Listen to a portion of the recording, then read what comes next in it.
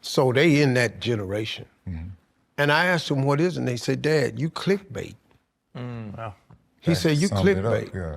He said, you one of the most viral people in your age group out there. He said, Dad, every clip on Family Feud got you on it. Yeah. You clickbait. If they can take your face and put it on anything, you become clickbait. He said, and that's what it is, you know. Steve Harvey's empire just took a major hit, and the image people believed in is starting to crumble. For years, he was seen as untouchable, the clean-cut Family Feud host, the faith-driven comedy king who made it to the top. But now that shine is fading fast as old clips, backstage stories, and heated interviews flood social media.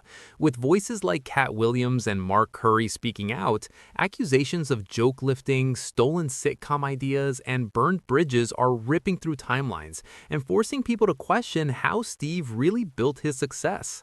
Old footage from 1999 and 2005 is circling again, and people are clocking how certain comedy routines look way too similar to ignore. Clips are being slowed down, compared side by side, and the internet is asking real questions about where the lines got crossed. At the same time, Bernie Mac's inner circle is revisiting long-standing claims that Steve Harvey allegedly undercut him when a major Hollywood opportunity was on the table, adding more weight to an already heavy conversation. Even that leaked "do not approach me" memo, once brushed off as ego or diva behavior, is being reread with fresh eyes and a lot more skepticism. On stage, Steve talks about loyalty, faith, and respect. But offstage, critics say he's mocked and iced out anyone who dared to question him. And that silence from his camp now feels less accidental and more calculated. Because this moment isn't just about jokes anymore. It's about influence, control, and whether a long-running power play is finally starting to crack. Now, I'm a Christian, but I ain't that good a Christian. By the time Katt Williams sat down with Shannon Sharpe in early January, the air around Steve Harvey was already thick with tension. Katt didn't waste a second easing into it either. He called Steve out by name and went straight for the jugular, claiming the Family Feud host built his sitcom by copying Hangin' with Mr. Cooper, and then had the nerve to dress imitation up as inspiration. That moment lit a fuse, and within hours, the interview became one of the most dissected moments in comedy in years. Suddenly, all eyes were locked on one man in a sharp suit, and the image of Steve Harvey as a self-made original started to feel carefully staged. According to insiders, producers who once worked closely with Steve immediately began revisiting old footage, scrambling to see if Katt was just throwing shade or laying out a real pattern. And that's when things got uncomfortable, because this stopped being about one joke real quick. It became about repetition, timing, and a trail of similarities people couldn't unsee. Mark Curry didn't stay quiet either. Within days, he appeared on Willie D's podcast, calm but clearly fed up. He said Steve didn't steal for money, he stole for identity. He accused him of lifting personal stories, including childhood Halloween material, and repeating them almost word for word on national television. Then the receipts hit social media. Side-by-side clips from 1999 and 2005 showed nearly identical setups, pacing, and punchlines. Same rhythm, same delivery, same payoff. It was eerie. Curry also revealed he once wanted to confront Steve face-to-face, but Katt physically stopped him, saying it wasn't worth it. That detail landed hard because it hinted at something deeper than beef. Not fear of conflict, but fear of exposure. And now, years later, that silence looks less like patience and more like pressure finally boiling over. You're saying his business ethics are like really solid. Like he's treating you guys like he treats us like golden. Are you crazy? Yeah. Steve Harvey's response landed cold and dismissive, basically telling critics to grow up. And that was it. No details, no real denial, no breakdown of the claims. To him, the accusations didn't deserve airtime. But people close to both sides say that silence wasn't confidence, it was strategy. The idea was simple: don't engage, don't validate it. But what once worked now feels like arrogance. And the more Steve ignored it, the harder people started digging. Meanwhile, Mark Curry's momentum exploded. His tour alongside Katt Williams started selling out back-to-back, with resale prices jumping fast and crowds chanting "original" at shows. Each stop felt less like comedy and more like a public verdict. The man people say Steve sidelines was suddenly back on top, performing new material to packed rooms, while old clips of Steve smiling behind a talk show desk started circulating again. That grin began to look less warm and more like armor, and the cracks were showing. Then Bernie Mac's name resurfaced, reopening old wounds from the Kings of Comedy era.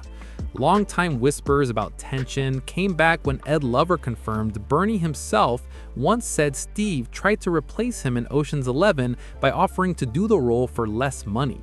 That claim hit hard, and when Bernie's daughter publicly thanked Katt for honoring her father's integrity, gossip turned into testimony. Steve stayed loud on principles but quiet on specifics, quoting scripture and framing critics as jealous. Fans weren't buying it anymore. Old emails ordering staff not to approach him resurfaced, and what once looked like diva behavior now reads like control. As one former assistant put it, Steve talks brotherhood on stage, but behind the scenes, he runs everything like a CEO. And that contrast is what people can't ignore anymore. I'm not talking about him particular, but if you go on a podcast to degrade and belittle another group of people, that's a little move to me. That's just real to me. I don't, if y'all ask me on the show, man, I don't want to talk negative about nobody. That's why I say, man, like, I would apologize to him, or I would say, ask the brother what's wrong, because I really want to know, Gary Owen's story just poured gasoline on an already raging fire. On his podcast, he explained that working on Steve Harvey's talk show paid him SAG minimum, less than what he can make in under a week doing club gigs. Gary said Steve promised a creative partnership, then slowly iced them out of writing meetings, telling him, "We'll handle the sketches." That didn't sit right with Gary at all, because in his words, nobody was going to tell him what was funnier than what he was already bringing to the table.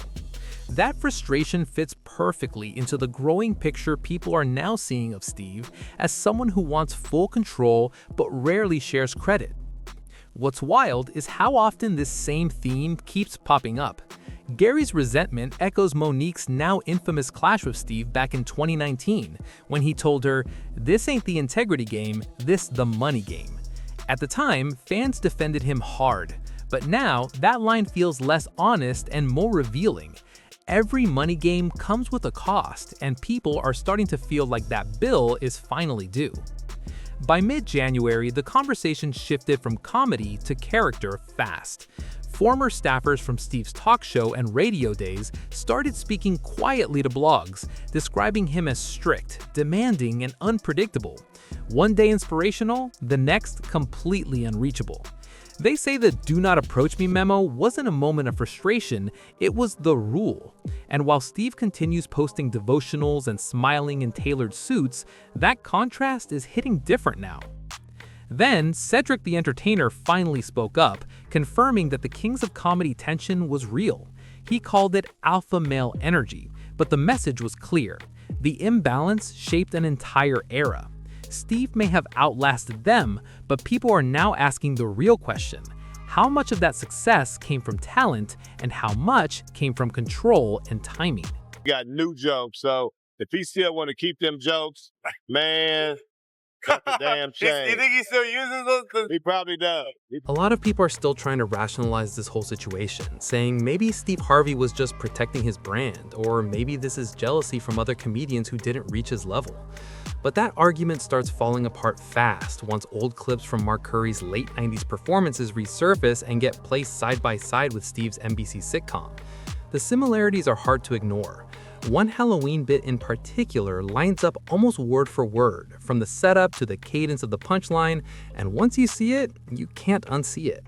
Curry once said, "You didn't have to do that, homeboy, you made enough money."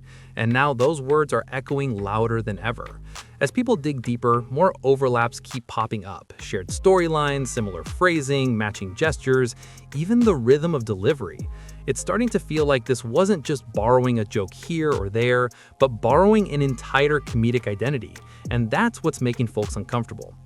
A former writer from Harvey's team even told a gossip outlet that all joke submissions went through multiple layers, but Steve always had the final say. So whether he wrote the material himself or not, he approved it, and that choice is what keeps circling back to haunt him now.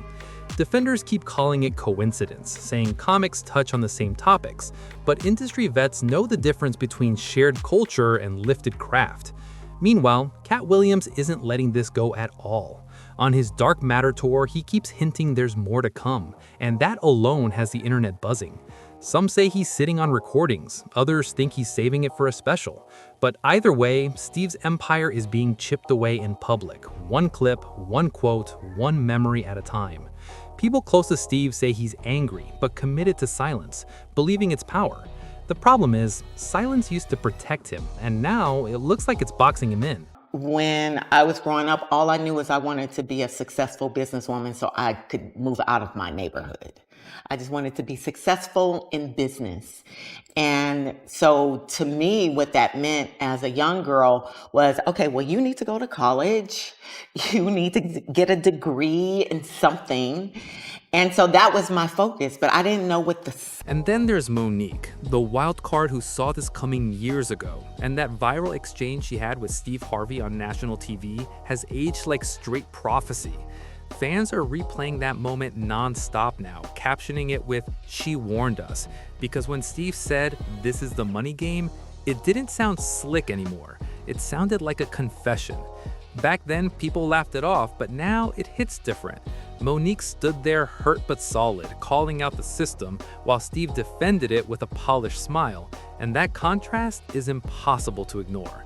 That moment feels like the anchor for everything happening now, because if these betrayals are real, they weren't random at all. They were the cost of staying seated at the table. Industry whispers say Monique's blackballing wasn't just politics, it was a message: fall in line or get pushed out. Steve didn't just survive the system, he allegedly enforced it, and that's why people are looking at him sideways now. The irony gets even nastier when Steve posts motivational videos about faith and humility, quoting scripture about tables being prepared in front of enemies. Within minutes, the comments fill with snake emojis, and that image alone tells you how fast public perception has shifted. Sponsors are reportedly watching closely. Blogs are circling, and every day another old clip resurfaces. Curry's stand-up, Bernie's interviews, Gary's podcast moments, all lining up like receipts. Steve's response hasn't changed at all. No apology, no clarification, just silence wrapped in PR calm. But that calm is starting to feel desperate, not powerful. As January closes, insiders say more stories are waiting. Old emails, old contracts, old grudges. And while Steve keeps smiling like nothing's touching him, people who once stood beside him are quietly backing away. For a man who built everything on image control, this isn't just backlash, it's an unspinnable crisis, and the cracks are getting louder by the day. We're not in the same league, dog. We shooting at two different baskets. I shouldn't even have said nothing. And so really, man, I think I would apologize to him if he took offense to what I said. I was joking, but I would apologize to him. And like I said, if I had a chance to sit down with him, I would just say, hey man, what's wrong? But you gotta look at the whole. Inside the industry, Steve Harvey's empire has always been powered by more than jokes. It runs on sponsorships, game shows, and the perception of moral authority. And that's exactly why this fallout is hitting so hard. He isn't just a comedian, he's a brand. And behind that brand sits a web of production companies, motivational speaking tours, and a syndicated radio show, all built on the promise of honesty and inspiration. Every time an old colleague resurfaces with a story, that promise shrinks a little more. Sources close to former executives say networks are watching closely, quietly tracking the optics and calculating risk. One platform is rumored to have postponed a partnership announcement planned for February, while lawyers review contracts for morality clauses, which is standard when a public figure's reputation starts wobbling. The money isn't gone yet, but the trust that built it is cracking. As one producer put it, Steve can afford silence, but silence costs attention, and attention is currency. The irony is hard to miss. Harvey once told crowds, "Your name is your credit score," and now his name is trending for all the wrong reasons. At the same time, Mark Curry's resurgence is reshaping the comedy landscape. His ticket sales are climbing while Harvey's team scrambles to reassert influence online. The old narrative that Steve opened doors for others is starting to look like revisionist history. Even more telling is who's staying quiet. Cedric, DL, Kevin Hart, all silent. Industry whispers say calls are being made behind the scenes, urging comedians to wait it out. No one seems sure who's still protecting Steve and who's just waiting for gravity to do its job. That uncertainty turns this from a scandal into a survival test, a slow-motion collapse measured in punchlines, silence, and long-buried betrayals. So I just keep going through. But then I'll tell you something too, haters motivate me. Because when they talking about me, that means I'm doing something. The religious angle is what's really widening the divide now, and it's hitting people in a different way. For years, Steve Harvey framed his success as a divine reward, a miracle story about a man who came from nothing and was blessed beyond measure. That narrative made him feel untouchable for a long time, especially with faith-based audiences. But now, more people are asking why every new accusation is being met not with humility or reflection, but with scripture. One church associate who toured with him during motivational events said it feels like prayer is being used as armor, preaching forgiveness while refusing accountability. And that contradiction is getting harder to ignore. Even longtime fans are starting to question where faith ends and strategy begins. On stage, Harvey talks about grace, patience, and God's timing. Offstage, critics say he's accused of control dressed up as management, with apologies that never quite admit anything, and prayers that never lead to real penance. That pattern keeps repeating, and it's making people uncomfortable, because belief starts looking less like conviction and more like branding. Once faith turns into a business model, the fallout becomes bigger than a scandal. It turns into something people feel deeply betrayed by, especially those who believe the message was genuine. And that might be the most dangerous part of all. The more Harvey holds his ground, the more the ground beneath him seems to erode. People are digging harder for leaks, old stories, and buried receipts, trying to figure out how much of this empire was performance all along. So what's still hidden? Were those friendships real, or were they contracts in disguise? Did he build his throne alone, or inherit it from people he pushed aside? When the laughter fades, what's left of the man behind it? Drop your theories in the comments, because this story isn't over, and the next chapter might finally reveal who's really been running the show.